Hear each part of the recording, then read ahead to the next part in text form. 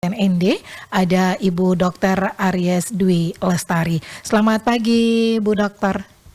Pagi Mbak, salam sehat. Salam sehat, Bu Dokter ya. Oke, ini baru dengar lagi suaranya Ibu Dokter. Oke, Iya. baik. Bu Dokter, ini terkait dengan program cek kesehatan gratis. Ini sebenarnya seperti apa? Kemudian penerapannya di Kabupaten ND, bagaimana nih Bu Dokter? Silakan. Iya, jadi ini gebrakan dari Kementerian Kesehatan.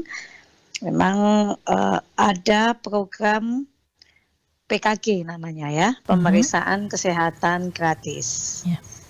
Memang beberapa bulan ini kami fokus ke PKG ini.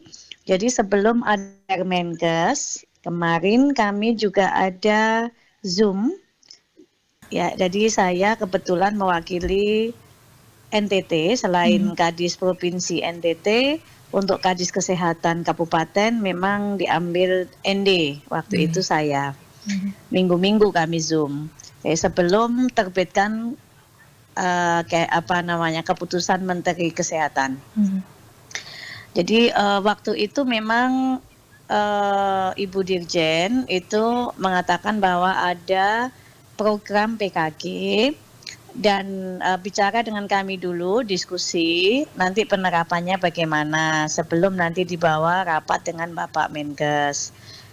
Tetapi sekarang kami sudah ada keputusan Menteri Kesehatan Republik Indonesia nomor HK.07/Menkes/33/2025 tentang petunjuk teknis pemeriksaan kesehatan gratis hari ulang tahun.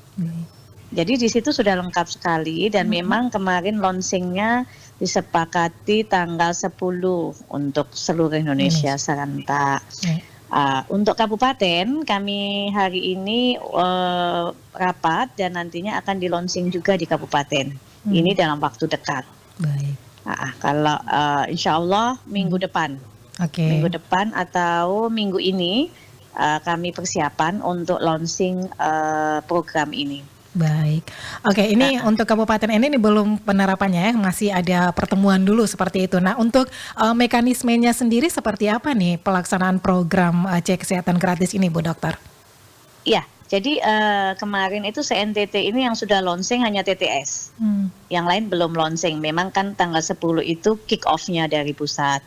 Jadi nanti untuk akan ditindaklanjuti di kabupaten. Ya. Ini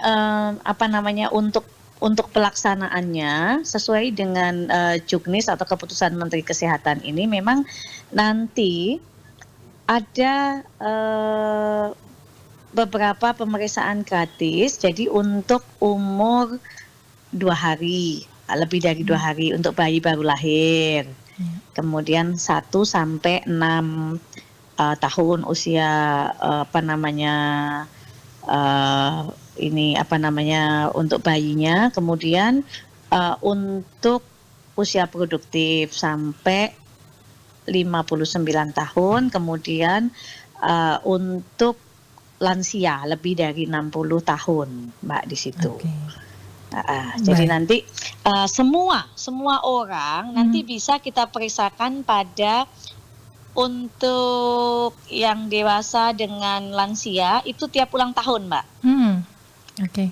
Cuma nanti pasti akan banyak kendalanya di sini, karena semuanya harus daftar dulu masuk Satu Sehat.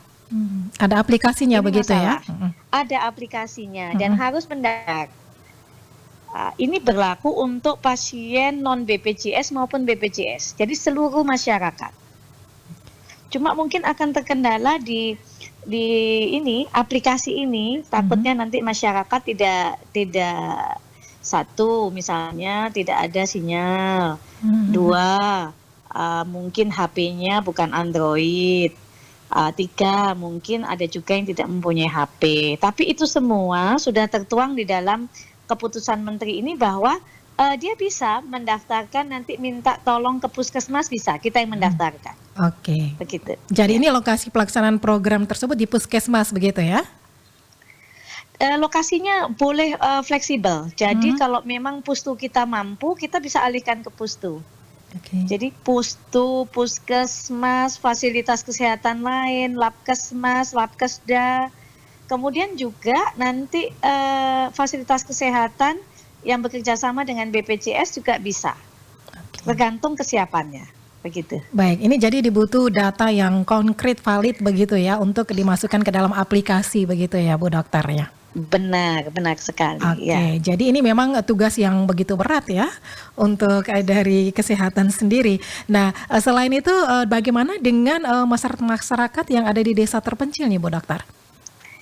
Ya, masyarakat yang di desa terpencil nanti bisa mendatangi ke fasilitas kesehatan, puskesmas maupun pustu, nanti petugas kami yang akan membantu. Mhm.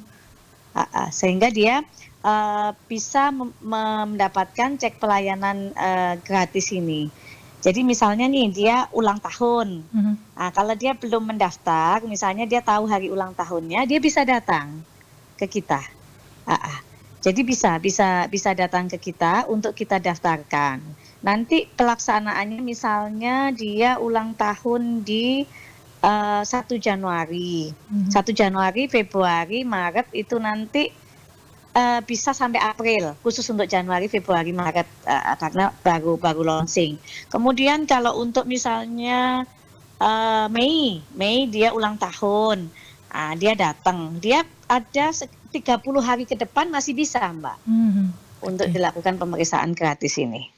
Oke, baik. Nah, seperti yang disampaikan Bu Dokter tadi ya, berbagai tantangan seperti pendataan, kemudian sinyal. Nah, untuk mengatasi hal ini seperti apa nih yang sudah dipikirkan oleh Bu Dokter? Kendala-kendala Iya, yang ada. jadi nanti yang pertama yang jelas kita akan sosialisasi. Kita mulai kemarin dari Kota Ratu sudah kita lakukan sosialisasi, sudah bikin flyer-flyernya, nanti sosialisasi sehingga masyarakat tahu. Untuk daerah-daerah terpencil yang jelas kita kalau nggak ada sinyal, kita akan bantu yang di tempat sinyal. Jadi diharapkan memang masyarakat tetap datang ke fasilitas kesehatan untuk pemeriksaan kesehatan gratis ini, walaupun mereka tidak punya HP misalnya. Nanti kita yang akan mendaftarkannya. Apakah ada Begitu. kriteria khusus nih untuk datanya, Bu Kadis? Tidak ada kriteria khusus. Mhm. Jadi silahkan membawa KTP atau KK. Mhm. Oke. Itu saja. Tapi memang kita harapkan untuk tercover dalam BPJS yang kita harapkan. Tetapi seandainya dia tidak tercover pun tetap kita layani. Jadi sekarang puskesmas memang lagi mendata sasarannya. Mhm. Jadi sasarannya tuh berapa mereka itu. Dan ini juga saya linkkan ke BPJS. Saya sudah mendapatkan data dari Dinas Pendudukan dan Catatan Sipil, ya, Dukcapil dengan BPJS. Kami linkkan, misalnya di Puskesmas Kota Ratu misalnya, yang lansia di atas 60 berapa menurut Dukcapil. Mhm. Kemudian dari jumlah sasaran itu berapa yang ada BPJS-nya. Itu saya linkkan ke BPJS supaya saya tahu sasaran yang ada BPJS-nya maupun yang tidak ada BPJS-nya. Begitu. Baik. Untuk pemeriksaan ini bisa Mbak tanpa BPJS. Tetapi takutnya nanti pada waktu pemeriksaan ada kelainan, berarti kan harus kita rujuk nih untuk berobat, misalnya harus ke rumah sakit. Berarti kan tetap harus pakai BPJS gitu. Baik. Nah, Bu Dokter, jenis pemeriksaan kesehatan apa saja yang tersedia dalam program tersebut? Ya, jadi ada beberapa macam ya Mbak ya. Ini yang lebih dari 2 hari bayi baru lahir, itu nanti ada macam-macam ya nanti sebentar. Jadi nanti ada kalau screening untuk bayi baru lahir ini, misalnya kelainan hipotiroid kongenital, ya, kemudian juga nanti ada jantung bawaan. Jantung bawaan ini memang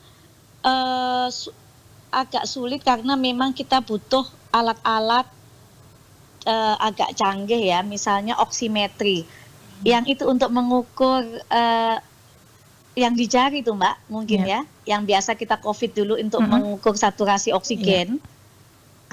Itu khusus untuk bayi misalnya. Jadi tetapi di dalam Juknis Kemenkes ini memang kita boleh menggunakan kuesioner atau boleh menggunakan alat-alat yang ada. Sementara alat-alat yang digunakan ini kami sudah berusaha melengkapi dengan membuat proposal ke Kementerian Kesehatan dan ada linknya untuk mengusulkan alat-alat ini sementara masih kami lakukan. Baik. Begitu. Jadi begitu. Jadi nanti ada beberapa pemeriksaan sebentar ya, jenis pemeriksaan ini. Jadi untuk bayi baru lahir itu ada 6 yang harus diperiksa. Kekurangan hormon tiroid, kekurangan enzim pelindung sel darah merah atau G6PD, kekurangan hormon adrenal sejak lahir, penyakit jantung bawaan kritik, kelainan saluran empedu dan pertumbuhannya. Kemudian pada balita dan anak prasekolah meliputi pertumbuhan, perkembangan, TBC, pemeriksaan telinga, mata, gigi, talasemia atau kelainan darah, gula darah mulai usia lebih dari 2 tahun. Kemudian dewasa 18 sampai 59 tahun meliputi kelainan jantung. Jadi kita harus melihat apakah dia merokok, tingkat aktivitas fisik, status gizi, gigi, tekanan darah, gula darah, riwayat stroke, riwayat jantung, fungsi ginjal. Kemudian juga setelah jantung kita periksa parunya, apakah dia menderita TBC atau penyakit paru obstruktif kronis.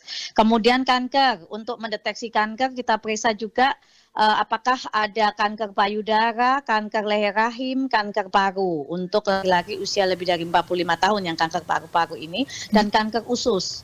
Kemudian untuk fungsi indranya kita periksa mata dan telinga untuk yang dewasa. Kesehatan jiwa, hepatitis B, hepatitis C, sirosis hati. Untuk calon pengantin khusus kita periksakan anemianya, sifilis dan HIV. Kemudian untuk usia lansia lebih dari 60 tahun meliputi geriatri atau sindrom orang tua, kemudian sama seperti orang dewasa, kardiovaskuler atau jantungnya, yang merokok, tingkat aktivitas fisik, status gizi, gigi, tekanan darah, gula darah, risiko stroke, risiko jantung, fungsi ginjal, TBC, penyakit paru obstruktif kronis, kanker payudara, leher rahim, paru, kanker usus, mata, telinga, kesehatan jiwa, hepatitis B, C, dan fibrosis hati. Dia sama dengan yang usia dewasa. Baik, begitu, dari Mbak. itu Jadi banyak sekali yang kita periksa ini. Oke, jadi ini sangat membantu masyarakat seperti itu ya. Oke, baik Bu Dokter, ini tadi juga Anda jelaskan ya, apakah masyarakat juga bisa memilih ya tanggal pemeriksaan mulai dari hari ulang tahun hingga 30 hari setelahnya atau seperti apa nih? Atau memang sudah ditentukan aplikasi tersebut nih Bu Dokter? Tidak, dia bisa memilih, tetapi memang dia di lingkup ruang lingkup wilayah kerja fasilitas kesehatannya. Tetapi dia fleksibel. Misalnya saya di wilayah rukun 5, berarti puskesmas saya rukun 5. Tetapi nanti rukun 5 ketika ada alat yang mungkin Kota Ratu lebih atau ada tersedia di Kota Ratu, dia belum ada, dia bisa merujuk ke fasilitas kesehatan terdekat yang mempunyai alat yang mereka tidak ada.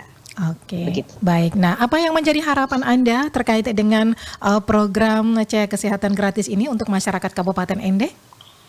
Ya, jadi program harapan saya untuk seluruh masyarakat, terutama di Kabupaten Ende, mari kita menyambut dengan gembira pemeriksaan kesehatan gratis ini, karena pemeriksaan kesehatan gratis ini sangat berguna untuk promotif dan preventif atau pencegahan untuk menjadi penyakit-penyakit yang sudah kita bisa cegah seperti kanker dan lain-lain yang sudah kita sebutkan tadi, sehingga kita tidak terlambat bila ada penyakit, kita tidak terlambat untuk berobat atau untuk mengobati, tetapi lebih utama kita adalah mencegahnya sehingga tidak terjadi penyakit-penyakit yang bisa kita cegah.